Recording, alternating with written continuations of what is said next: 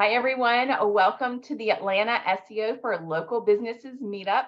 I'm Tricia Clements, and I'm here with our co-host, Andy Simpson.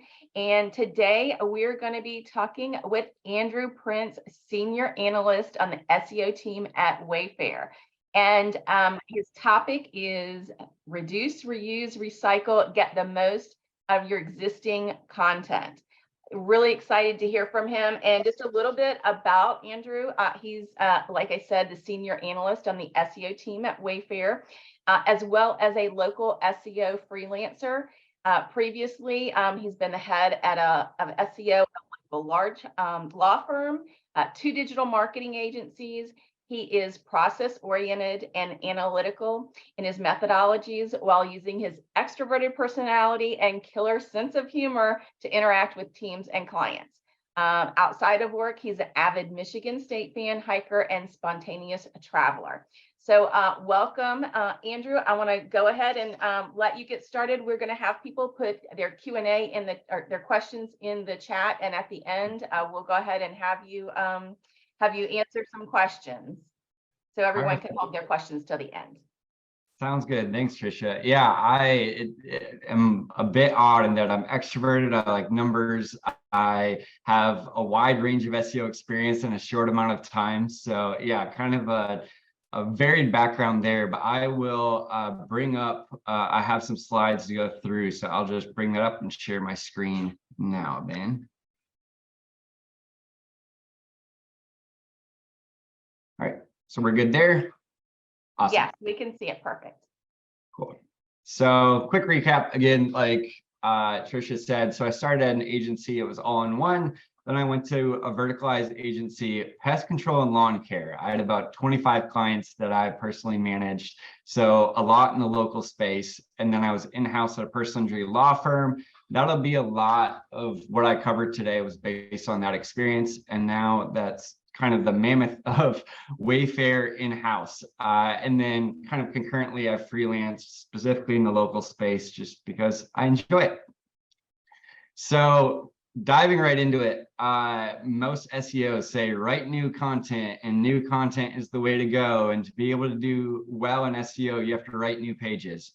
Stop doing that. There was something I read the other day that said there were, I don't even know, like trillions and trillions of pages on the internet, and 60% of them are duplicate. Like, we need to stop shouting into the void as SEO and saying create new content when there's a lot of really bad content on websites.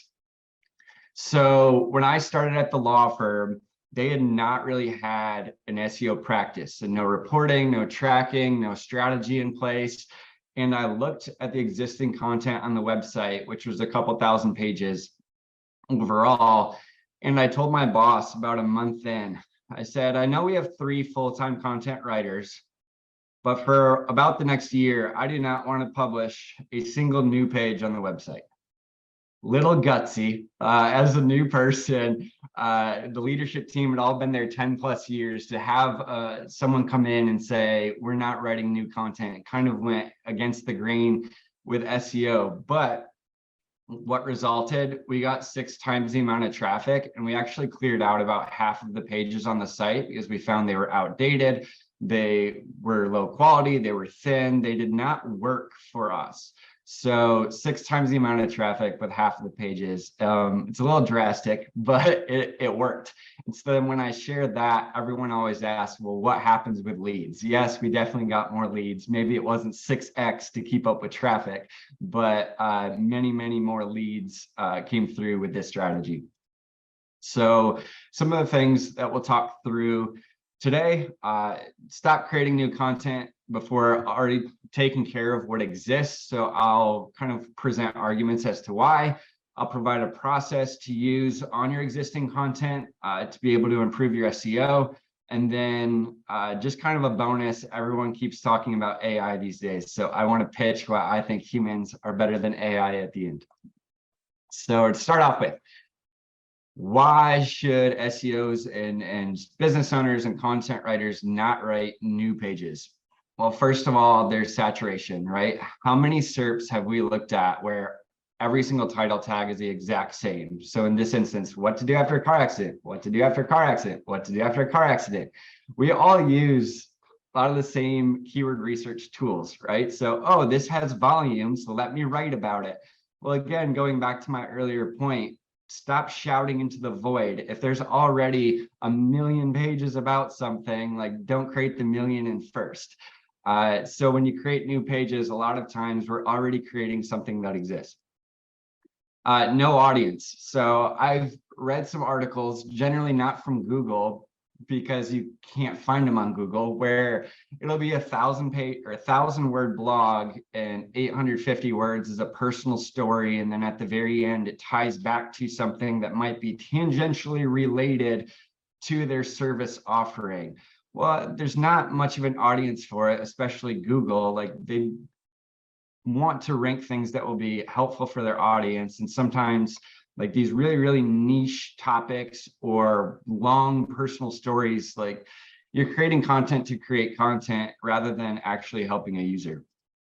And then I'm going to throw this out there, maybe not as relevant for smaller local businesses, but definitely at Wayfair, we have to consider crawl budget. So if we're going to create a new page, is it even going to be crawled and indexed by Google? So it's funny that I pulled this and it says 5 million, because there's definitely way more than that on the Wayfair site. But one thing to consider if you're an enterprise website is, if I create more content, is it even going to be crawled and indexed in the first place? And then this one might ruffle a few feathers. But here's some quotes I hear often, right? So, well, it's in my agency contract to create new content, where it's 2 more pages a month or 4 pages, or, well, we have full-time writers and they want to write something new, not deal with the old. Or I keep reading all of these SEO articles, or I sign up for these newsletters and it says write new content, and the way to do SEO is to write new content. Well, what I'll say is that more content isn't necessarily better content. And I think as SEOs and as content writers and business owners, we need to think about what is the best version we can put on our website? What's a better variation of content, and not just more. And then this is the biggest one, right? We're all in the business, SEO, to make money, to drive leads, to drive sales. And anytime you write a new page, you have to come up with the idea, write a brief, actually write the article, edit it, publish it, distribute it, right? It takes a lot of time. It takes a lot of resources. For some companies, this is one person. For other companies, that might be 3 or 4 people involved in this content process. So anytime you create a new page, it takes a lot of resources. Not necessarily the case if you kind of update your older content. So then I'll do the flip side, the argument for recycling your existing content, improving what already is there. So it's already written. You don't have to go through and start from scratch, or throw something into AI and like edit it and build on it. Like, it's already there. It's already written by a human. It's already researched. Like, it takes out a lot of that build-up time. This is a huge one for me. There's already performance data. When you're writing a new piece of content, it's all theoretical in nature. Oh, it has this search volume, or this keyword difficulty, or this competitor wrote this blog and I threw it into SEMrush and it has this traffic and maybe we can do something similar. Well, when you look at your existing content, you already have real data. You already know from Search Console how it's performing, how the potential it could have, just like looking at the existing performance, what the ranking is, what keywords exist there. So I find it much better and easier as an SEO to deal with real data that exists, rather than kind of theoretical data that you deal with new content offerings. And then what are people interested in? So in the SEO world, it's generally links. So if something gets 1 link and something gets 185, like maybe users, other websites are more interested in that. Like, you already have that data, you know what people care about, you can spot some trends that way. And then this is a huge one too. The SERPs change all the time. As someone that works on Wayfair Canada, I compare the Canadian SERPs to the US SERPs, and they're very, very different. Like, Canada's pretty far behind as far as SERP features. So if you create a piece of content and you did the research at the time and you looked at the SERPs, it might be completely different a year, 2 year, 5 years later, where there's featured snippets, there's people also ask, there's FAQs, there's image carousels, there's the local pack. So even though you're looking at an existing piece of content, you might be looking at the SERPs with a completely fresh set of eyes in a way that didn't exist when you originally wrote a piece of content. And then this is an important one too, with EEAT becoming more important and having to show your expertise and being trustworthy to an audience. I found this from an actual law firm website where you can see that middle line says, out of an estimated 5.1 million adults, nearly 4.7 million residents had Tennessee driver's licenses as of 2014. The most recent year the Tennessee Department of Safety and Homeland Security has reported on. I really, really hope that in the last 9 years, I didn't fact check it, that the Tennessee Department of Safety and Homeland Security has updated that numbers. And then below, you see they say 2016 was the first year since 2007, dot, dot, dot. It's outdated, it's irrelevant. You lose trust with your audience. If they read this and they get through part of an article and then they come upon this, like they're just going to leave and try to find something that's more updated. It's not relevant anymore. So I think a big thing with updating your older content is updating research and data. And really maybe the most important one on the local perspective are your USPs or unique selling propositions. How do you actually convey what you've done and the good you've done? So with the law firm, how many cases did we win? How much money did we win for clients? Like having that be outdated on your website is not that great. Like sell yourself, update your existing content. So this would be an example of, one of the reasons why to focus on your existing content, if we use the same thing as the news, maybe you don't have to come up with a new idea or rewrite briefs, or if it already has links, you don't have to redistribute it. Like you edit and publish. It doesn't require every single step that is needed, take the amount of resources, the amount of money as what a new page is. So it's more efficient, cost effective, and you already are working with real data. So I love it, if you can't tell. So how do we actually set this up? How do I look at existing website content and analyze it to make decisions? So the first step is download your URL data. So download a list of your URLs. So if you have a CMS where you can download your URLs, that's great. If you use Screaming Frog, if push comes to shove and you have to use something like Search Console or SEMrush or Ahrefs or what have you, that's okay. But what I find is that if you have like a 10-year-old blog and it doesn't have any data, any impressions, it might not show up in those tools. So the best thing to do is actually get it from the back end of your website or like a Screaming Frog and download all of your URLs and then categorize them by topic. So if you are a personal injury law firm, here's car accidents, here's workers' compensation, here's Social Security disability. If it's a pest control company, you would do here's termites, here's ants, here's the various services that you might offer. Once you have all of your URLs downloaded, download your GSC data or your Search Console data. So clicks, impressions, click-through rate. I do not like looking at rank on a URL level because the amount of keywords you have can kind of wildly sway your rank. So I don't necessarily look at rank data.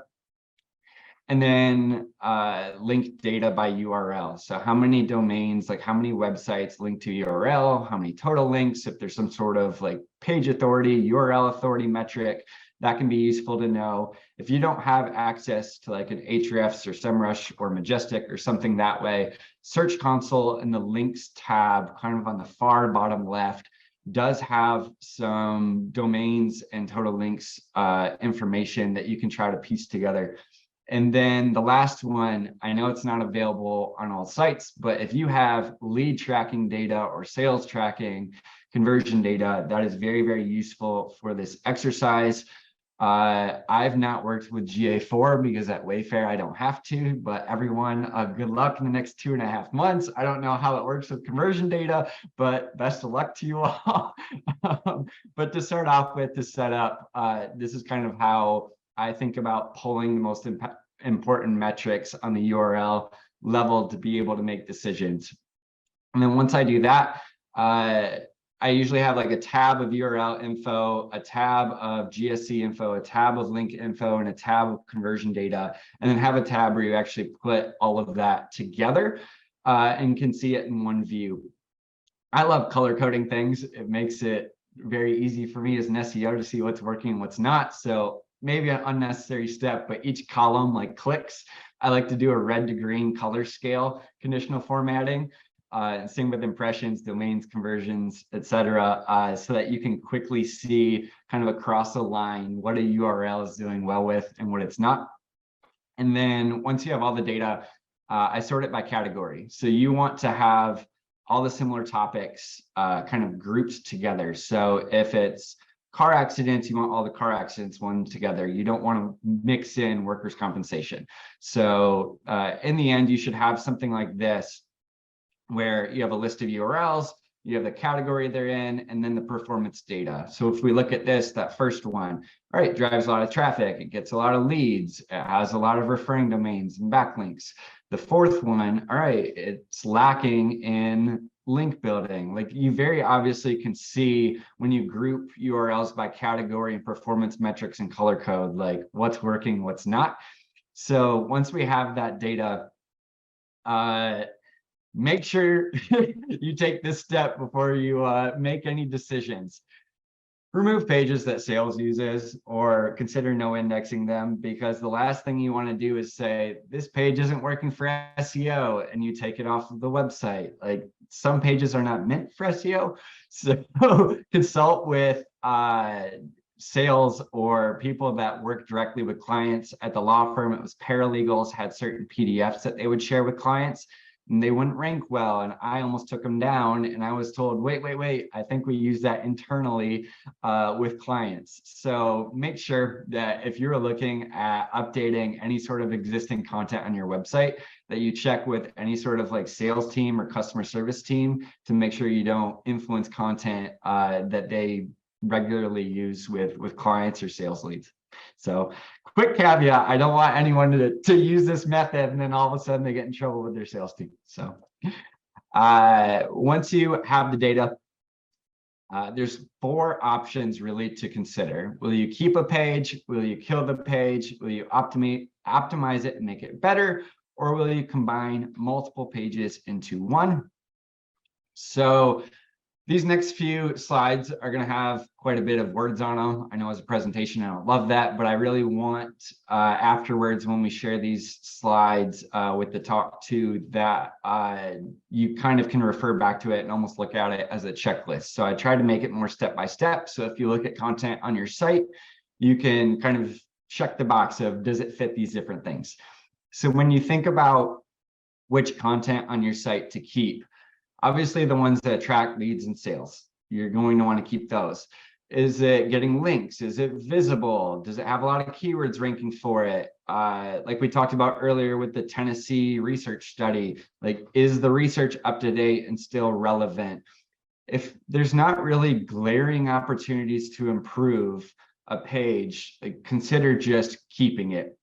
And I'll get to those other ones and you'll be able to kind of see the differences. So if you're just a page works, it performs well, it drives leads, consider just leaving it alone.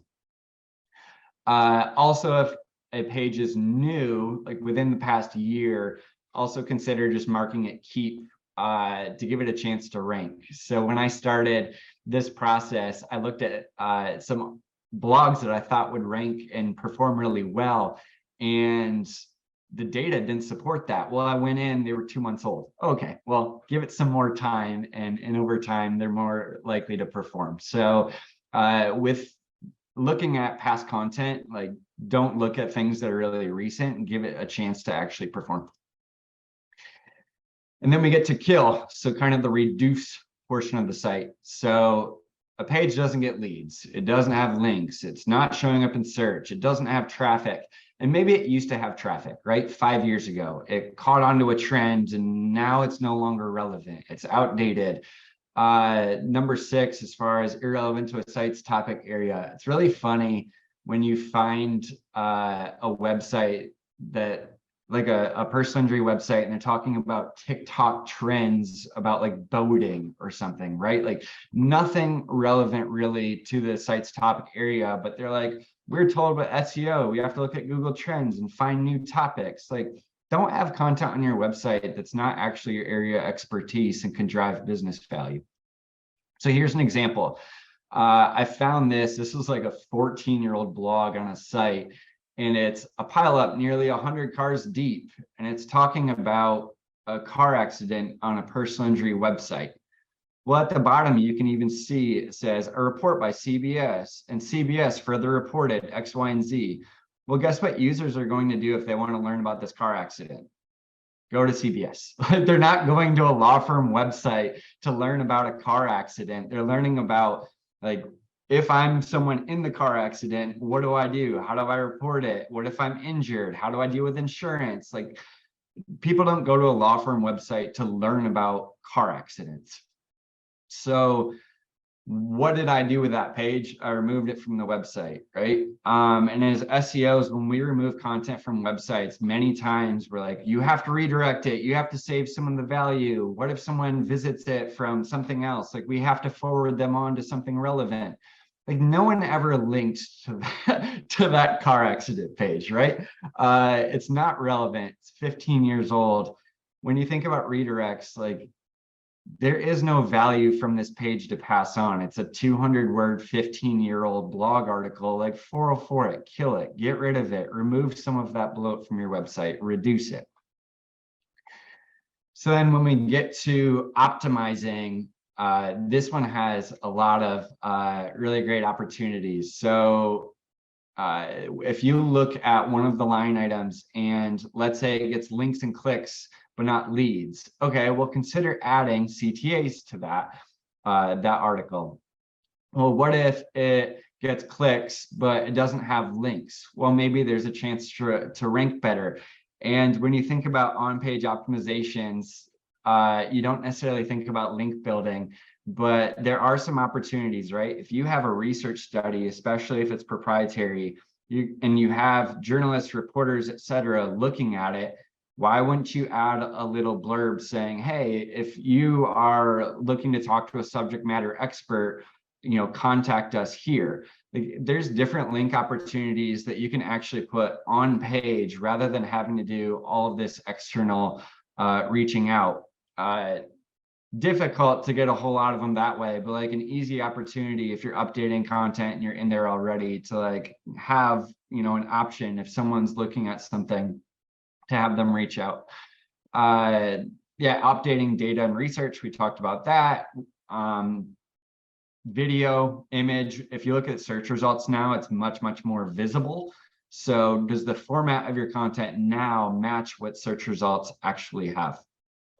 Is it readable, right? So when you go through and you look at content, doing a content audit and thinking through your site, like, do any of these opportunities match what you can do to improve a page? So here's an example that we had at the law firm.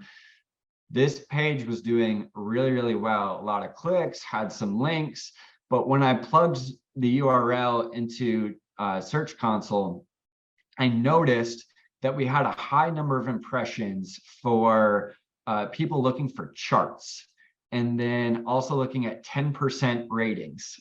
Well, what did I do then? I went and I added a header about 10% ratings, added another chart, and then went into the title tag and added charts included. So if you actually searched like 30 different main keywords related to permanent impairment ratings, partial impairment ratings, thumb injuries, etc., the firm actually ranked the 100% image #1, this 10% image #2, and in organic, it ranks #1 with the charts included, which users were generally looking for, right there, ranking #1. So taking up 3 different spots, both visually and in search results, through this analysis of people are looking for charts and they're looking for 10%. Like, it doesn't have to be a full rewrite every time you look at an old piece of content. Sometimes it's just looking for, like, what are the incremental differences that can be made?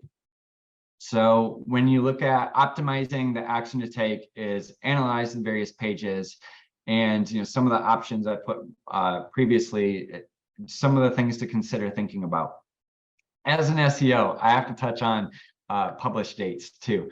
So it annoys me sometimes, right? When, oh, the clock turns from 2022 to 2023, let's just like republish things so it looks like it's new. Don't do that.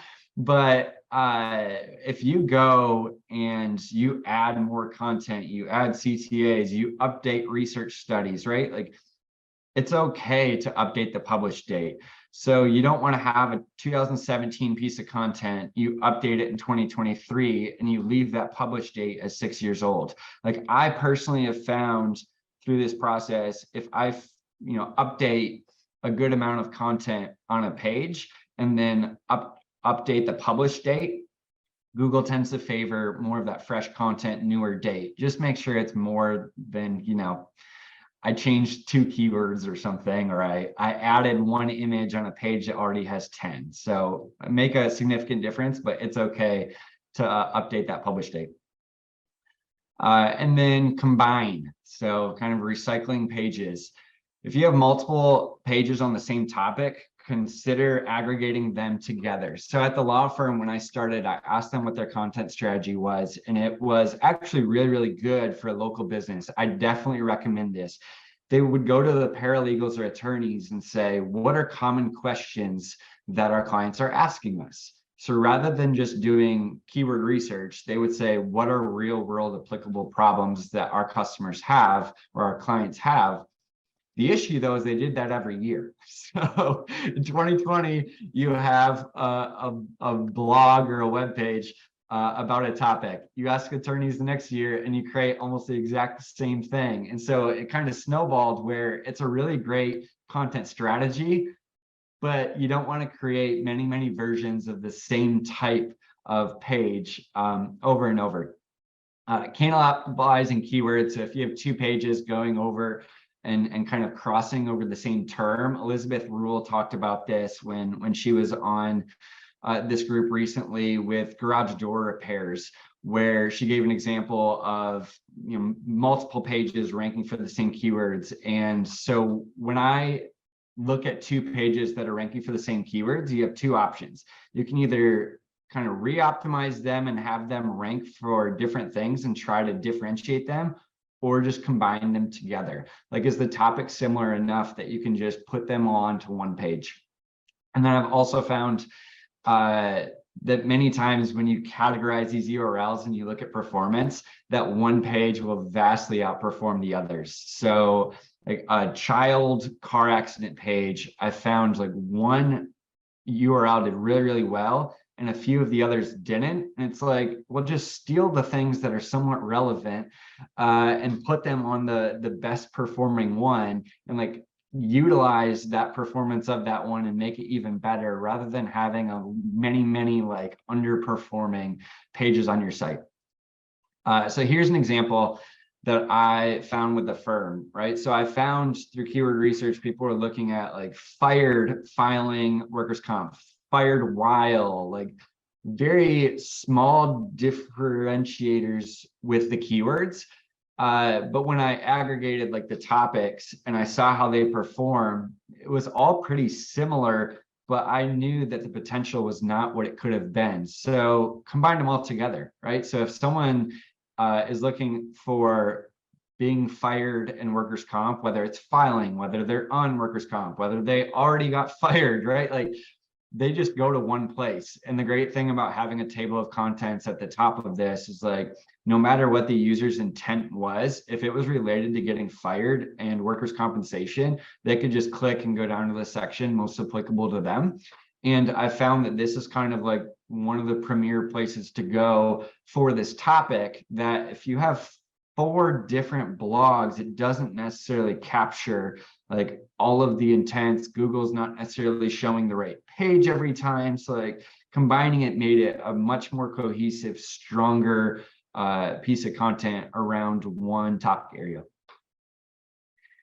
So then, yeah, there's the action, right? Steal the best components from pages that you're going to remove and put them on one page. It's really weird as SEOs to like copy something from one page and put it on another because we're so trained not to have duplicate content. But if you're taking a page down, like it's okay to literally copy and paste and move something over. So if you have a page with 5 paragraphs and it's very similar to another page, like it's okay to take 1 or 2 of those paragraphs and shift it over. Like some of this doesn't have to be really deep thinking, really complicated, like make things that are useful for people.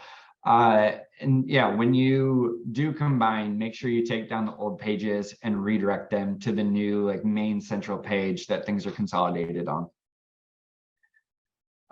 So when you're done with kind of going through this content process, it should be the Marie Kondo mindset, right? Like, does every piece of content that you looked at spark joy? So spark joy might be something different. It might be it drives leads. It might be it drives traffic. It might be it gets links. But what I found at the firm when we went through this process is at the start, I maybe looked at 10% of the pages and said, wow, I really like this page. I think it does well. I think it's great for users. I think it drives business value.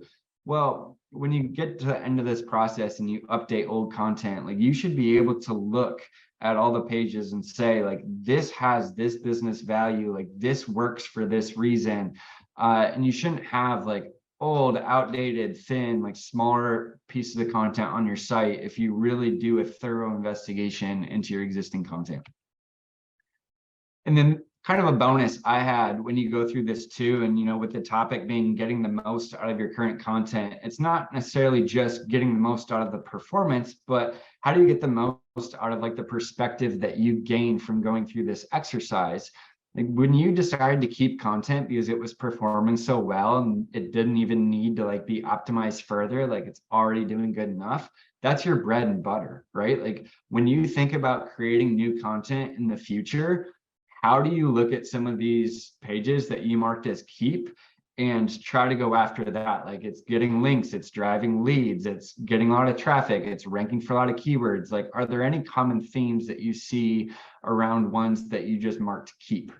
As far as kill, what do users not care about, or what is Google choosing not to show in search results? Share those with other internal teams. Like if you have an email team who's sending out emails around topics that your users don't care about from an SEO perspective, like that's something that's a valuable piece of info to share internally about what people do or don't like. When you combine blogs, were there any common themes when you combined where the better performing one stood out? So for me, longer pieces of content, one that already had SERP features, ones that had like FAQ schema tend to perform well, and like people also ask, and FAQs, right? Like, are there any common themes you see when you combine blogs where like, I keep combining these and I'm seeing trends in the ones that keep being the winners that I'm consolidating into? Well, rather than continuing to create, lower performing ones that you have to consolidate down the line, like how do we create more of the better versions from the get-go? And then to me, when you optimize pages, what can you share out, right? So if there's new research studies, if that Tennessee example, if they got 2022 data, well, yeah, share that out far and wide, put it on your social channels, put it in your newsletters. Like you have new relevant information pieces to share out. So it can help more than just SEO. It can help your other channels as well. All right, we'll get to the hot topic. Humans and AI. To me, I'm not gigantic on the AI train yet. I found it helps with maybe some research or, cutting some corners as far as like writing briefs or things that way. But when it comes down to actually writing content, like AI at this point is not great at having like true empathy. AI has not been through a car accident and can speak to you as someone else who's like actually been in an accident.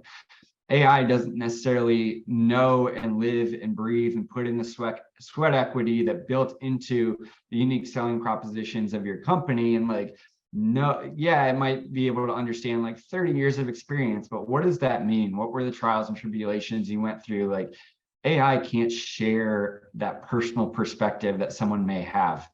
what I've also found too with AI, let's say my brand and another brand give a very similar prompt, like it's not going to maintain your brand voice. Like what I all of a sudden start publishing on my website will be very similar to what someone else publishes on there. Like having a brand style guide, brand voice, a way of writing, consistency that way. Like AI, as of right now, from what I've seen, is not able to like maintain that consistency. And then I think my perspective is over time, human written content that's actually helpful for users will be less susceptible to algorithm updates. And I do think the AI will kind of, it can be useful, but especially in a service-based industry where you have someone coming out to your house to perform a service, like you need that to be trustworthy and like actually credible, whereas AI like is not providing the service, right? So when it comes to what should users actually trust and care about, like that's why I think human written content is in the long run still going to perform better than AI. So back to the very beginning, stop creating new content when you already have things that exist that should be improved. I shared the process on how to go about it, and then why humans are better than AI. So that is what I have open for questions. Wow, thank you so much. Lots of great information. Thank you very much for all of that. I love how you're using Google Search Console. We've talked about that several times before here, and looking at Google Search Console, and then also GA4 you mentioned. So I put in the chat for anyone who's looking for information on Google Analytics. David Zimmerman, who's spoken here before, has a GA4 study group. I got my certification last month, so and it's a free study group. So anyone interested in GA4 or Google Analytics certification and looking at that to know how to use that, check out that link. We do have several questions we're going to go ahead and get to. Let's see. First one is Andrew. We've got lots of Andrews and Andys in here today. Talking about the publish date. He said, when you say update the publish date, when you edit or update a blog, you mean to the current date? He says, I keep it at the original date, assuming knows it's been refreshed. Yeah, I think the best way to go about it, if your CMS allows it, is to have the original published date and then an updated date. Like that's the desired, so that you know when it was originally published and then when it was updated. There's talk that Google knows that something's updated and categorizes that and says so. I like to be safer than sorry and just update the publish date. I know, especially in WordPress, like sometimes you don't get the option to say, here's an original date and an updated date. To me, if I change 40+% of a blog or a page, I would rather just say it's a newly published one, because especially if it's a service-based industry and like a helpful content article, like a how-to or what have you, that a lot of times like the newer articles will perform better. So if you can, original date, updated date. If you can't, and enough data has been updated, I actually would suggest updating the published date so it looks newer and fresher, and not rely on Google to make that assumption. Yeah. Okay. The changes. Sorry. Oh, sorry, Andrew.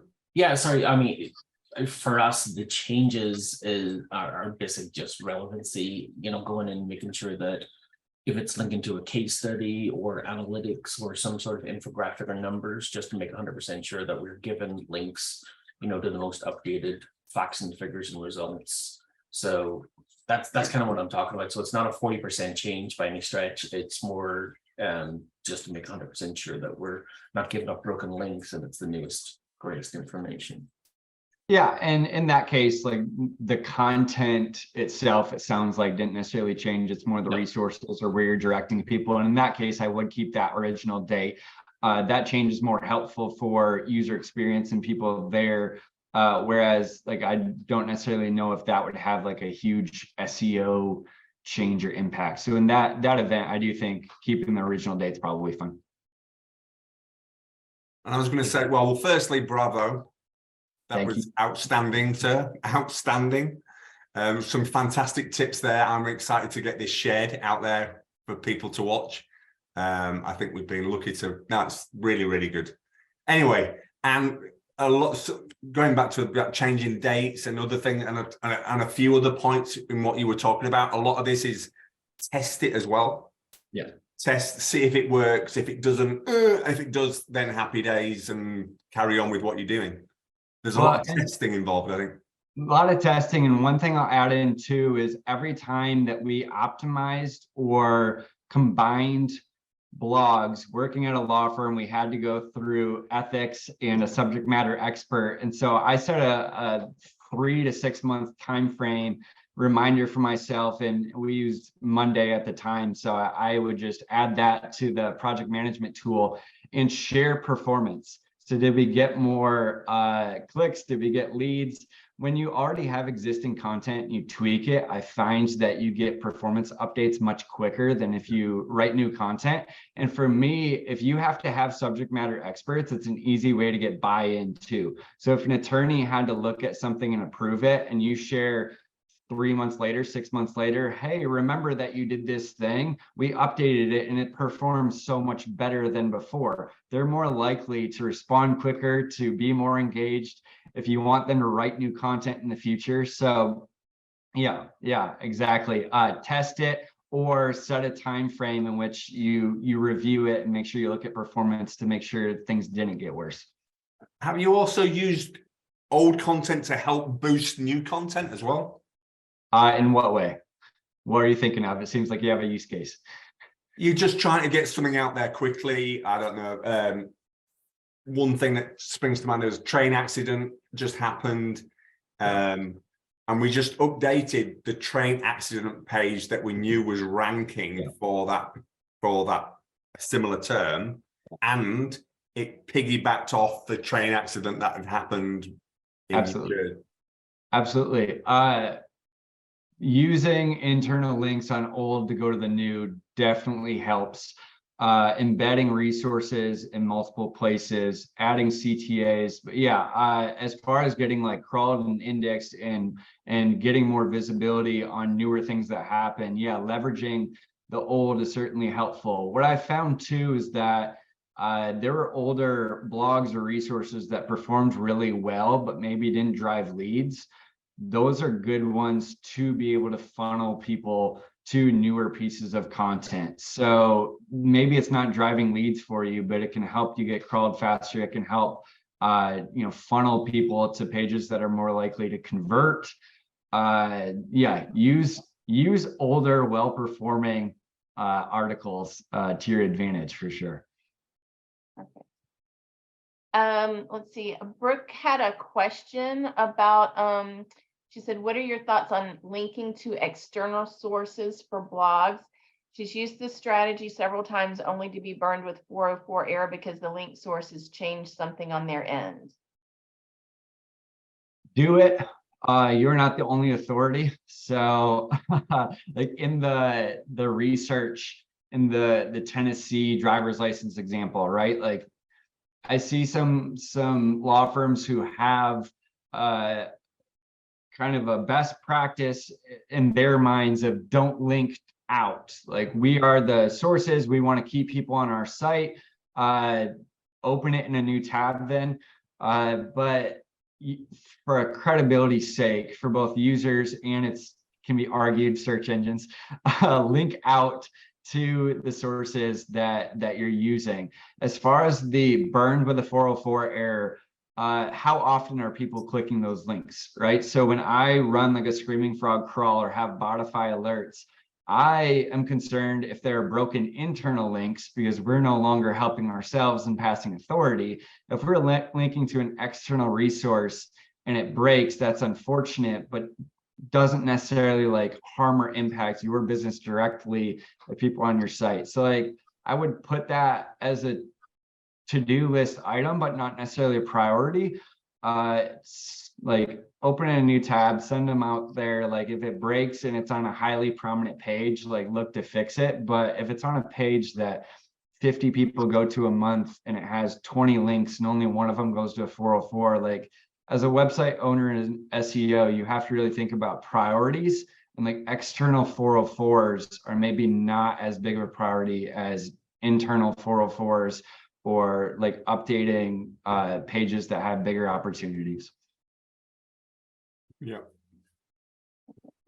Okay. All right. Anyone have any more questions for Andrew? I see Beth's question in the Yeah. chat about contributing extra discounts. So what I will say, Beth, is if you have a close family or friend that works at Wayfair, we can use employee discounts on family and friends and ship it there from our accounts. So I don't want to take it on for anyone and everyone, but I'd say become buddies with someone who does work at Wayfair, and they can use their discount for you. Yeah. Okay. I've also found when I've removed a lot of content from a site, I'll do a screaming frog on the site itself to make sure that I've not removed something that had an internal link going to it. Yeah. Yeah. So a lot of this is going to be phased. So this one's kind of a phase one of rewrite, combine, optimize the content. But yeah, you're right. You're going to have, internal redirects or internal broken links out of that. So that cleanup would have to come after the fact. The goal, though, is if you publish a new piece of content, run it through Screaming Frog after. I would not go through, this entire process and then be like, all right, now let's clean up the whole site. Kind of as you publish, run a crawl and fix those things around that published time at the same time. Okay, I do have a question that just occurred to me, and I don't want to type it in the chat because it's long. Can I ask it? Yeah. Okay, because I'm lazy. I'm just lazy. Okay. So I have a whole bunch of YouTube videos that I have either posted or they're like in draft mode and need to be posted, that then I create a blog article for on my website. All right. So, and these go back like 2 years. All right. So like all during COVID, I was creating this content, but I wasn't posting it everywhere. I did post it some places. Okay. So now I'm going back to posting it other places. But these are, look, I'm changing the name of it, but it used to be called, Can We Talk About Your WordPress Projects? Okay, it was stupid, all right, but that's what it was. And it's so they're episode numbers, and they were in a certain date order. Some of that content could be updated because it's kind of stale. But now, then things will be out of order on my blog page because they're in order now by date they were done. You see what I'm saying? And that corresponds with the episode numbers. How important is all that I just said? Does the order matter to the users? So they have to watch 6 before they watch 7? No, they don't. That was the perfect question to answer the question. Thank you. I'm done. Perfect. Thanks, Beth. And I think Andy had a really good comment in when Andrew was talking about AI. The AI content sometimes makes stuff up. Sometimes when you type stuff in for AI, you get a blog that is not the correct information. So you've got to fact check that yourself. Just to add that on to the one of our content writers who uses AI for ideas and as a tool, not for writing, but she said, okay, write me an article on X car accidents in, I can't remember, Houston or something like that. And it made up highway numbers and it was just making stuff up. Whoa, the roads of the highways didn't even exist in that system. But it just turned out 500 do you know words. which version she was using, whether it was 4 or 3.5? Probably 3.5. Yeah, because I've noticed there's a huge difference between what you get with 3.5 and what you get with 4. But I will tell you that I did a bio of somebody another WordPress person here locally who is a bit of an icon in our local community. She's been doing websites for probably as long as most of us have been alive. And it made stuff up about her. Yeah, for sure. It did. But I will also tell you that it writes code beautifully. Yeah. I think there's great use cases. Sure. Yeah. And there's a big difference between 3.5 and 4 in terms of making it less sterile. and more like you would actually talk, right? It's still not perfect. You need to still go back through and put your own wording in there and everything. But gosh, in terms of like here's my blog article, write me a engaging title, right? It's great for stuff like that. Yeah. But can Yeah, you it's definitely imagine? a tool. Use it as a tool and not to do the work for you. But can you imagine the numbers of people out there, and we know they exist, that are just churning this crap back to content and low quality content. They're just churning this crap out, pages after pages, because they'll know it's like, you know, throw spaghetti at the wall, some of it will stick, blah, blah, blah. Some of it's going to rank for something, and that it's just frightening the amount of crap content that is going to be added now going for, you know. Or it ranks for a certain period of time and then it doesn't, but it's still in the internet abyss, clouding up a whole bunch of space. It's Yeah. just, and it's only been, what are we on April now? And it's been 4 or 5 months now. And it's scary, Yeah. but keeps us in a job. And Yeah. All right. Well, Chris- we're ahead. almost out of time. I want to thank you, Andrew, so much for joining Awesome. us and talking about this. I will have this up by Friday on YouTube, so I'll post that in the meetup group. Also want to mention that Local U is happening in 2 weeks in Dallas. I'm going to post the link to that. It is on the 26th, I believe, and in Dallas. So there's the link to that. Then they've got one coming up in the fall in Canada. So stay tuned for information on that. Let's see. And I've got all the links to YouTube, to our meetup, and everything there in the chat. Our next meetup is going to be Wednesday, May the 10th. So make sure you guys sign up for that. I'll be announcing more another good information. one. Another good one. Yeah, I'll be announcing all the information about that probably in the next week or so once we have that. So thank you so much for joining us, and we will see you all next month. Thank you so much, Andrew. Awesome. Brilliant, Andrew. Thank you, mate. Yeah, thanks for having me. I appreciate it. Yes. All righty. Bye, everyone.